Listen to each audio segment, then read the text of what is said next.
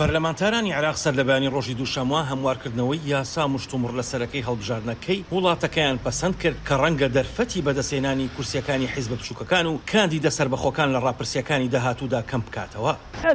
بەداخەوە لە ئیسادا سیاسەتمەدار و پەرلەمانتارمان نییە. ئەمڕۆ هەردەڵێن شەمشەمە کوێرن لە ناو تاریکیدا ئەو بریارانە دەدەن کە خزمەت بە بەرژەوەندی خۆیان دەکەن و دەنگی پارتە سەربەخۆ و بچووکەکان دەدزن. بەداخەوە لە کاژێمیرە زۆر درەنگەکانی شەودا یاساکەیان پەسەند کرد بۆ ئەوەی دڵنیابن کەس ناڕەزایەتی دەرنابرێت یان کەس بە دەنگی بەرز دژیان قسە ناکات. بەڵام ئەوەی ئەوان نایزانن ئەوەیە کە گەلی عێراق هەڵیان نابژێرێت. ئەم هەموارکردنە جێگیرکردنی شێوازی بازنەیە بۆ ناوچەکانی هەڵبژاردن هەنگاوێکە کە بە شێوەیەکی بەرفراوان لەلایەن چوارچێوەی هەماهەنگیەوە پشتیوانی دەکرێت کە هاوپەیمانی ئەو پارتانان کە ئێران پاڵ پشتیان دەکات.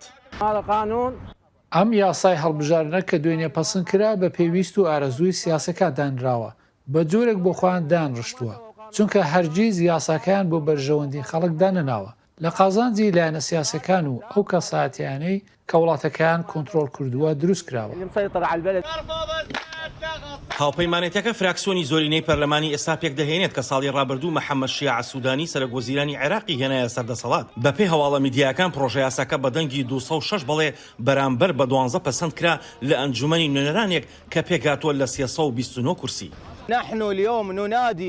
داوای بەجێگەیاندنی خواستی عراقیەکان دەکەین و هەروەش ڕێزگرتن لە خواستی گەلی عراق لەلایەن ئەندامانی پەرلەمانەوە. مەخابن ئێستا سوربوونێک دەبینین بە پێچەوانەی خواستەکانمانەوە تا یاسای ساندلیگۆ بگەڕێنرێتەوە.